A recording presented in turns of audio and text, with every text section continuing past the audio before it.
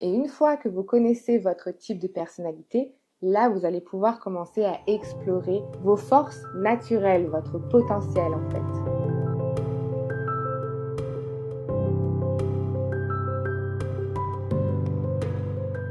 Bonjour à tous et bienvenue sur Douceur Passion. Aujourd'hui, nous allons aborder un thème que nous adorons, qui est le pouvoir de l'énéagramme. Ou comment comprendre votre type de personnalité pour un développement personnel optimal. L'énéagramme est un outil très puissant de développement personnel qui a transformé la vie de millions de personnes dans le monde. Si vous cherchez à mieux vous comprendre, à identifier vos forces, à surmonter vos défis intérieurs, ou simplement à évoluer vers la meilleure version de vous-même, cet outil est fait pour vous. Nous allons explorer ensemble ce qu'est l'énéagramme, comment il peut vous aider à découvrir votre type de personnalité et surtout comment vous pouvez utiliser cette connaissance dans votre développement personnel. Alors, qu'est-ce que l'énéagramme ?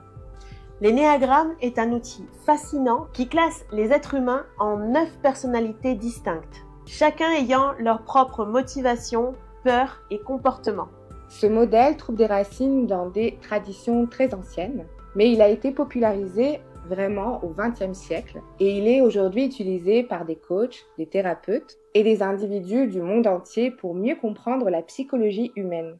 Chaque type de l'énéagramme représente une manière de voir le monde et de se comporter dans la vie. Mais l'énéagramme ne se contente pas de vous mettre dans une case. Il offre une voie de croissance personnelle en vous aidant à comprendre vos motivations profondes, à identifier vos mécanismes de défense et à travailler sur vos défis pour vous aider à atteindre un état de bien-être plus équilibré. Nous allons vous présenter très rapidement les 9 types de personnalités. Je dis bien très rapidement parce que l'énéagramme est un outil très complexe et très poussé et qu'on pourrait passer des jours et des jours à en parler. Commençons par le type 1, autrement appelé le perfectionniste. Les perfectionnistes sont motivés par un désir de faire ce qui est juste et de s'améliorer. Mais ils peuvent être parfois critiques envers eux-mêmes et les autres. Le type 2, que l'on appelle aussi l'altruiste. Les altruistes sont motivés par un besoin d'être aimé et de se sentir utile. D'ailleurs, ils sont très souvent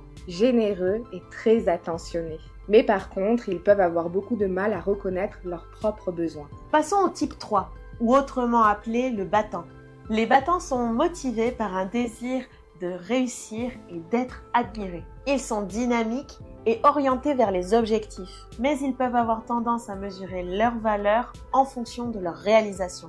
Le type 4, l'individualiste, qu'on peut aussi appeler l'artiste ou le romantique.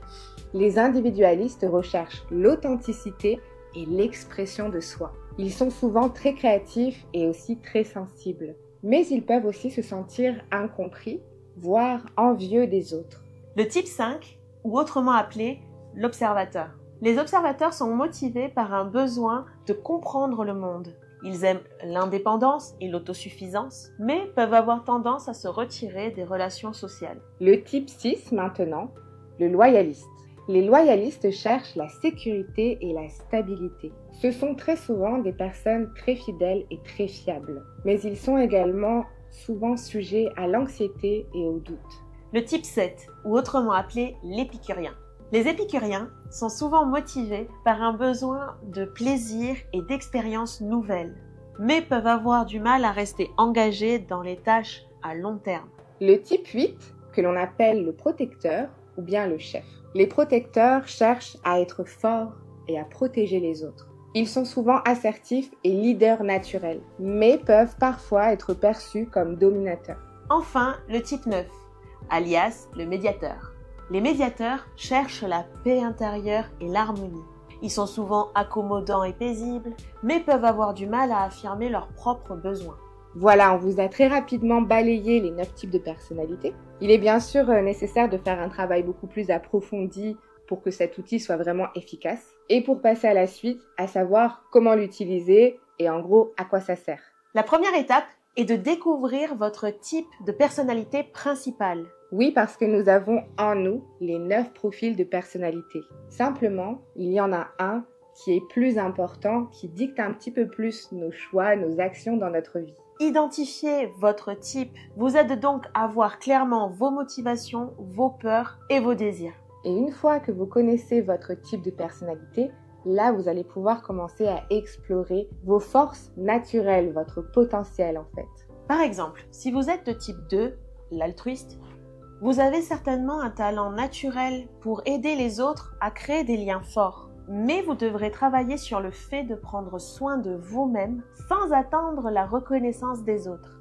En reconnaissant vos schémas de pensée et de comportement automatiques, vous pourrez commencer à les questionner et à les transformer. Par exemple, si vous êtes un type 6 ou le loyaliste et que vous remarquez une tendance à l'anxiété, vous pouvez travailler sur des pratiques de pleine conscience pour apaiser vos peurs et travailler sur votre confiance en vous.